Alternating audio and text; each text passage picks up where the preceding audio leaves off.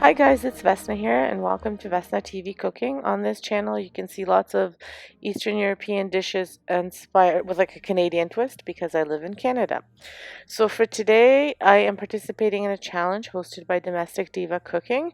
Sonia has some amazing recipes. She's my sister, so a lot of her recipes may be similar to mine as we have similar tastes since we grew up together. She hosts this challenge, I believe, annually. But this is her cooking. She's divided her channels now. So on her cooking channel, this will be the first Christmas themed baking collab. So we just had to make a dessert of some sort. So I am making peanut butter squares. This is actually Sonia's recipe, but I will have it linked in my description below, as I will her channel and the playlist. But I wanted to show you guys just a picture of the ingredients. Now, I've doubled everything. So you'll need vanilla extract, which I make my own, peanut butter, I have these Plazma, it's a ground biscuit.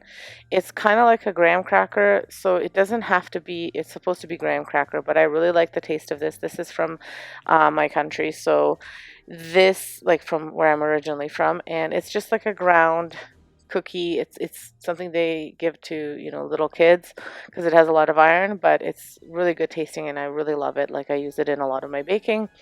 Some butter, icing sugar, and then it was supposed to be chocolate chips, milk chocolate chips, but I only had semi-sweet and I really like the way it tastes with the milk chocolate, so I'm using the little chocolates from Costco. They're the little milk chocolates.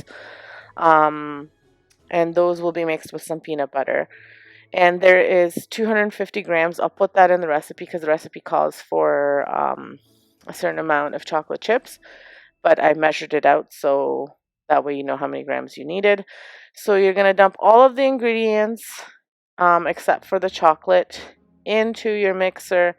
You're going to cream it. I've had my peanut butter sitting out for a little bit because I use the all natural peanut butter, so it's quite hard, so I let it sit out so it melts a bit.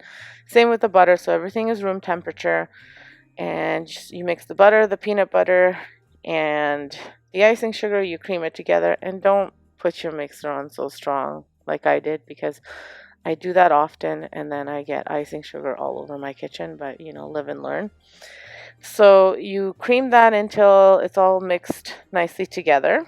Then you put your egg in there as well. I also like to leave the eggs out for a little bit just for them to warm up a bit.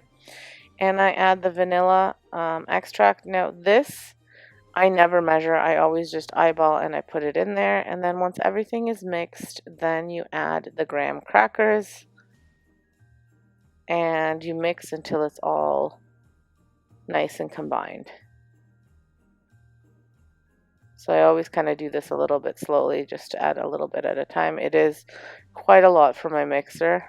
So I do wind up stopping it and just kind of creaming it together with my hands. Basically what you want is for all the ingredients to be mixed together. It doesn't form like a typical dough where you can either form it or pour it. It's kind of like almost like a cookie dough, kind of like a cookie dough, maybe not as sticky as a cookie dough. So what I wind up doing is I just pat it, just make sure that it's all mixed together. So I just kind of squish it between my fingers, and then you line your pan with some parchment paper. I like to use this rectangular baker from Pampered Chef, and I like to pat the dough into it. So as you can see right here, just try to pat it as evenly as you can, so that way when it bakes, it's nice and even like this. Now you will wind up pouring chocolate over top, so don't worry about the finger parts showing. So then this gives you that one rectangular baker as well as this smaller baker. Now when I baked it for a little, just a touch too long. You don't want it to have this little browning like you see it here. It'll just make them a little bit harder than they need to be, but they do soften up even when you put the toppings on, but I like to have them a little bit more chewier. So I think the recipe calls for 10 to 12 minutes. I did it about 12, so try to do it a bit less than what it calls for and then see if it's the right texture for you. You just You want to get it when it starts to lightly brown around the edges, but once it starts to do it in the middle, you don't want to. That might be too much, unless you like them crispier, which is then totally fine. They still taste really good. They still wind up being somewhat chewy. They're not too crispy, but it's just a little bit harder than I like them. Then you measure out your hot chocolate, your chocolate and your peanut butter, and you just melt them in a saucepan and you just stir until they all melt together. Now I wound up breaking up the chocolates because I wanted them to melt a little bit faster. Make sure you don't burn the chocolate, so you literally just want it to melt, and you're doing it on a very like a medium heat, medium to low heat. And then once it melts, you pour it over top of your squares, and then you let it cool off. And once it's cool, then you cover it and you put it in the fridge overnight. This is what it looks like finished because I wound up putting the cellophane over top and it still hadn't set quite enough, so it kind of touched the chocolate. So it worked out pretty good. Here's what they look like all cut up, and they are so delicious.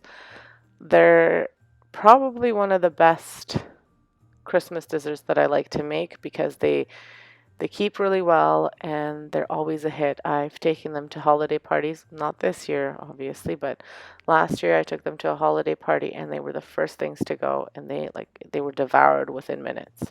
So they're really good. I suggest you try it. And like I said, if you can't find that plasma um, biscuit, which you can find at the European stores, at least here in Ontario, um, they'll have them there. They sometimes have the whole biscuit, so you could all biscuit, so you could all like cookie, so you could all always just ground it up yourself.